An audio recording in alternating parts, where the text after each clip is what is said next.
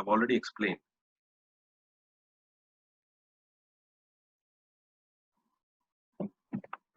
I've already explained the earlier one. I'm not recording it. This I'll record and put it. So as we saw, goodwill is also like any other assets, as we discussed a little bit earlier, is also like any other asset, except that in most cases, does not appear in the books, right? It does not appear in the books, which means that its book value is 0. Hence, adjustment discards for premises holds good in case of goodwill also. However, goodwill adjustment generally is not routed through revaluation. Generally, please, for the time being, we can route it through goodwill account, no from revaluation account, absolutely no problem. But done separately. Goodwill is a value of reputation, connection, and other advantages possessed by the business, with the help of which it can earn extra profits for the firm. It is intangible in nature, and its valuation is done in the following 3 methods. So we'll look at the 3 methods. Number 1, average profits. You know that, I'm just repeating. Under this method, average annual profits. This is to value the goodwill. What is the value that to find out? Average annual profit for a specified number of years multiplied by an agreed number, say 1, 2, 3, 4, 5, to arrive at the value of goodwill. The expression is used for this is X years of purchase of average profit. For example, R, who is in the business for 11 years, decided to admit S as a partner. For this purpose, it is agreed that the value of goodwill at 3 years purchase will be for the past average profit of 5 years. So, what are the things that you're looking at? 5 years average profit. You take 5 years profit and average it. Then you multiply it with 3 years purchase. So, how do we do it? Let us look at it.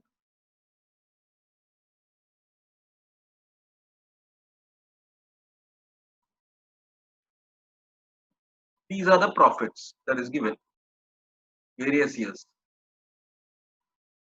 12,000, 10,000. You can change the years if you want, that's up to you. So now take the total of all these profits for 5 years, divided by 5, you get 12,500, 12,200 is the average. Value of goodwill at 3 years purchases, just multiply this with this, you will get the value of goodwill under this method, average profit method.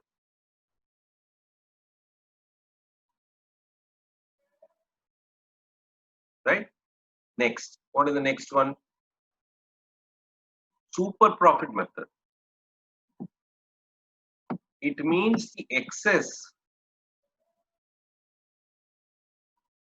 It means the excess of normal profits which the business might be expected to make. It is calculated by deducting the following two from average profits. So you calculate average profits, but from there you reduce these two average profits: reasonable remuneration, amount invested by amount invested as capital, invested in capital. Something is wrong. I'll just check this and tell you what is it. Of reasonable return. Rate of return of capital is similar in nature of business, in generally taken as reasonable return. So we'll see how to calculate it with the example. Super profit is multiplied by an agreed number of years to get the value of goodwill. So let us see an example. The average profits are calculated as 20,000. This is already given. It is estimated that reasonable return, managerial remuneration, is 5,000 per annum, and reasonable return is 10% of the net capital. So this is some reasonable return on net amount invested as capital. That is what is the learning of rupees 80,000. Calculate the value of goodwill at 3 years purchase. So how do we do it?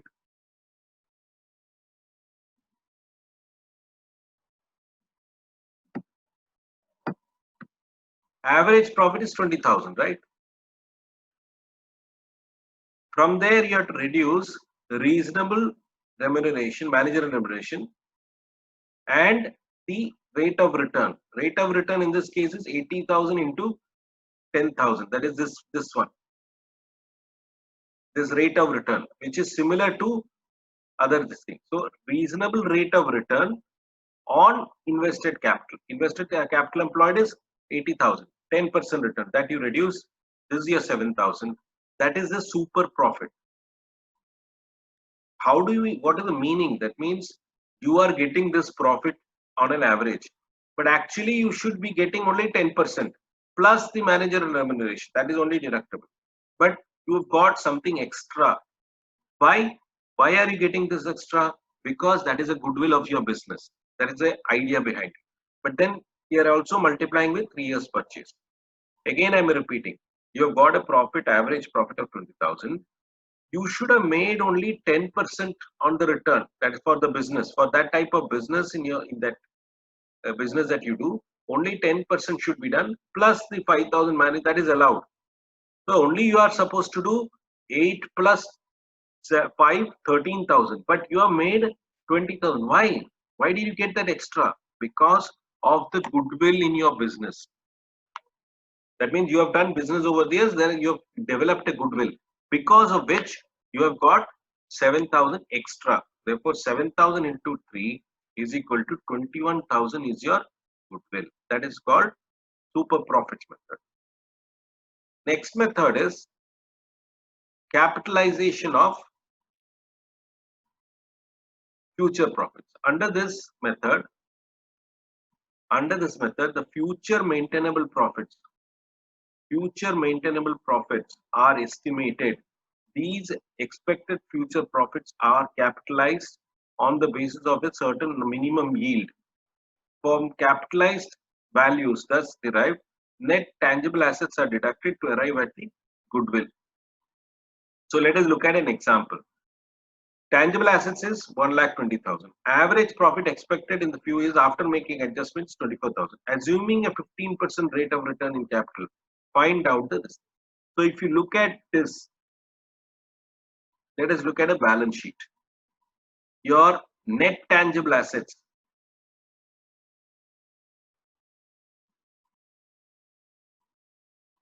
is 1,20,000. Your 15% rate of return, you are going to get 2,24,000 at 15%. So that means how much you have invested. What is your capital? 15% in divided by 24,000, because 24,000 you got because of the 15%. 15% is your profit because you have invested some amount, and at 15% you are getting this profit.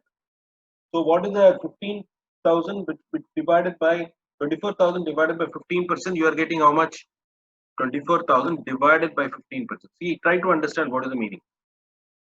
You are getting an average profit of 24,000 after some adjustments. That is at 15% on the capital. So what is your capital?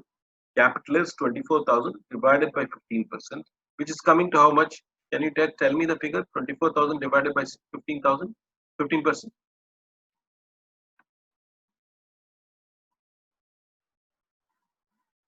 24,000 divided by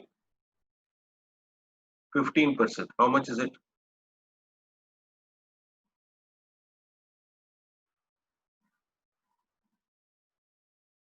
Please tell me.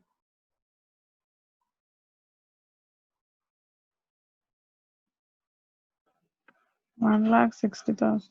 1,60,000. So now try to understand. Liability side is 1,60,000.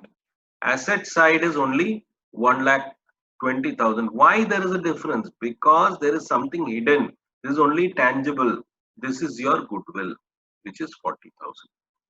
That is the idea behind this. Okay. So let us look at the answer. These notes I'll be sharing. Don't worry. 24,000, this is the total amount. I just did in the balance sheet way so that you are able to understand it better. Now, 3 methods are over. Now let us look at something more. Specific treatments for goodwill, very important. Now, all those things that we did, raising, writing off and all, you leave it for the time being, just for the time being. Now try to understand this. when incoming partner brings premium either in cash, that means goodwill, share of goodwill, his share of goodwill is bringing. So in the first case, that 2000 rupees, which is his share, that is bringing. In the earlier first example that we did, 10,000. After he comes in, how much share? 5:3:2. This 2000 is, this is 2000. That share is what we are talking about. Suppose he is bringing that money in rupee terms at 2000. Have you understood? This is C. This is a new ratio is this.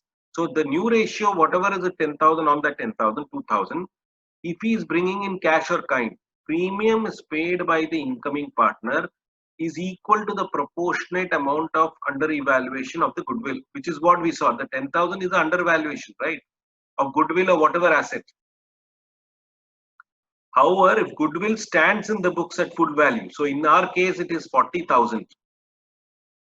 Your book value was 30,000. That's how you got this. Suppose in the books the premises value is 40,000.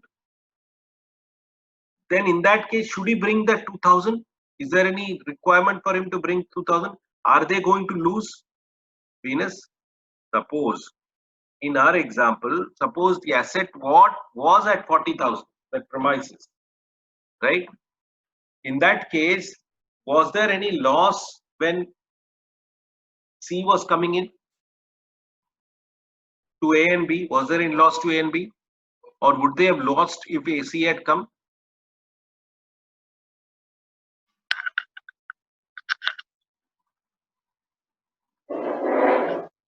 That is what I'm saying is, if the market value is 40,000 and they have, it is being recorded in 40,000 even before it is in market value. In that case, when if C had come, would they have lost anything? A and B, would they have lost anything? Maria, tell me.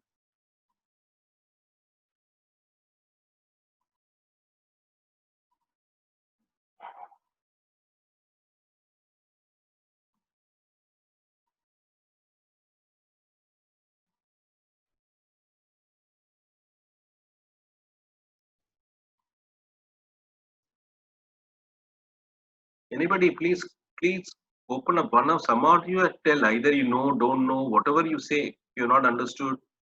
What did I tell in the last class? Tell me, Aparna.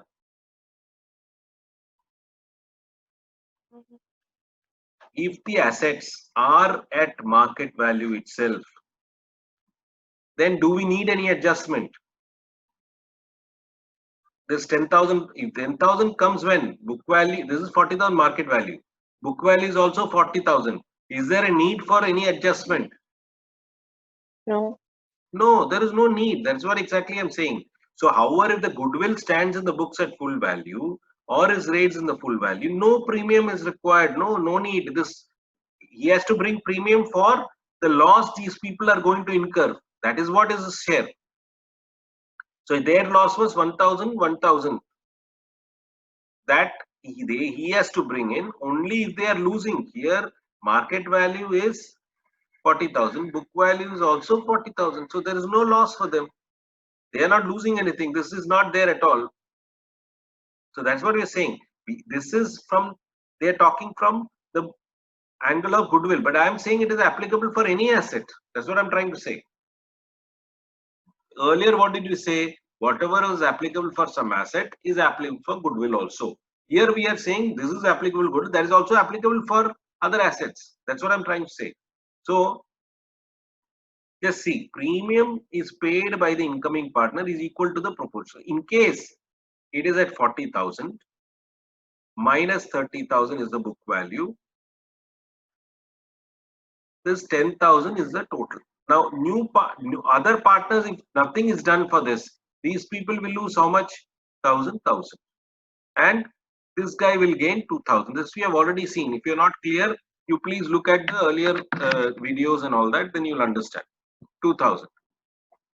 Now, if suppose, so what this guy brings, so in order that this doesn't happen, what are we doing? We are raising it. Or second is raising and writing off. And third one is net entry to take care of this situation so that these people don't lose and this guy doesn't gain. But here this part doesn't arise. If he is bringing that money in cash, he is bringing the money. When he brings the money, that money is not credited to him, but credited to these partners itself straight away. Then there is no loss, no need for raising, writing off. They have been satisfied. He brings the money. Who is bringing? This guy is bringing the money. C is bringing the money. Now, but if suppose this is at 40,000 itself, the book value is also 40,000. Then where is the question of any loss these people are incurring? There's no loss, right?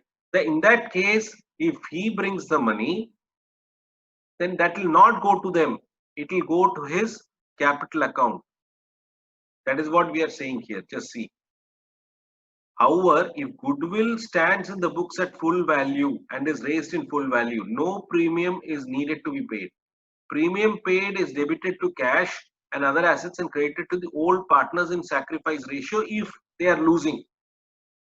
As you said, sacrifice ratio, whatever is there, we said, normally what happens, goodwill account debit to A's capital to B's capital.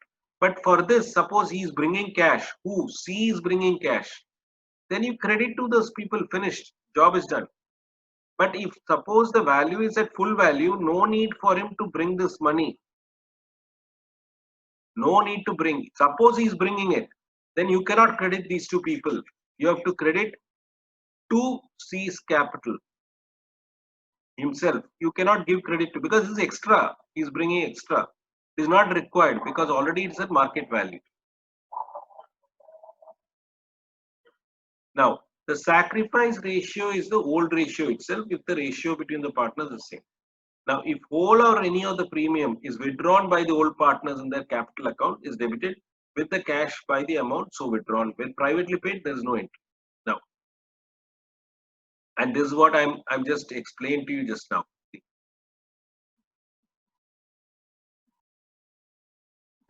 If goodwill exists in the books,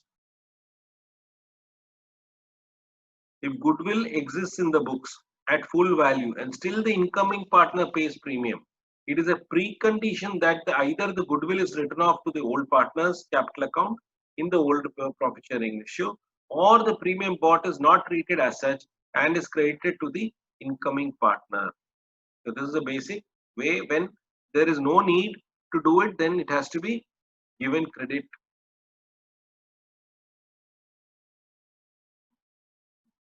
Now what happens is that so therefore when there is a shortfall and if this guy brings money in the form of goodwill, you should not pass those raising entry, writing off entry and all that. You have to just pass cash debit to A's capital to B's capital. He will bring 2,000, 1,000, 1,000. His entry has to be passed.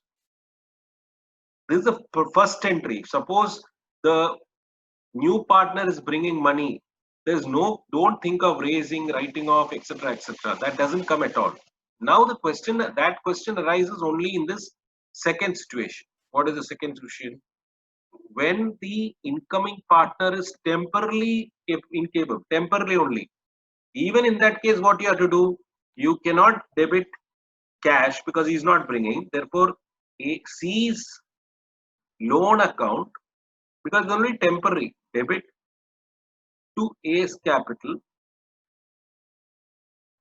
to B's capital, 1,000, 1,000, 2,000. Because it's only temporary. Later on, he will bring the money, cash, debit to C's loan. He'll bring in the money. That is the second option. First case, he's bringing. So if you look at it, if you cut this, cash debit to A's capital, B's capital. Only because he couldn't bring it immediately, we are debiting C's loan and then he's bringing the money back. So it's exactly first only, but because there is a temporary gap between the time he is bringing the money and he is, this entry when he is coming, there is a gap. He's good, but he is going to bring the money. That is the second. But even when he's permanently not able to bring premium towards this thing, then only what we need, we'll raise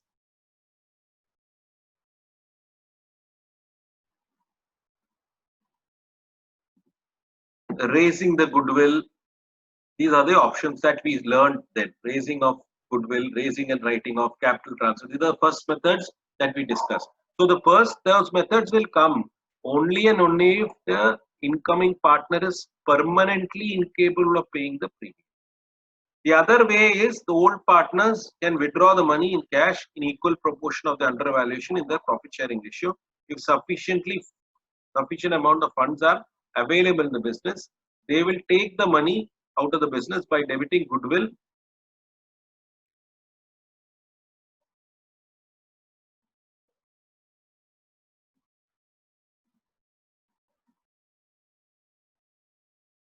now. Old partners can withdraw goodwill account debit to bank. Who is withdrawing it? This money is going to, who is taking it? A and B. They are taking the money to the extent of the 10,000. So they have got the money. They are happy. They will not now complain if this guy is coming in because they have got the money. It is understood that goodwill should not appear in the books in partial value. It should not appear in the books at all if it is fluctuating. But if it is shown like any other asset, it should appear at value. This is a basic premise which we have to maintain. So this read again and again. If you don't again understand, ask me. I will again explain because you need to understand this. Very simple, but you have to understand it. Okay. Now we look at problem.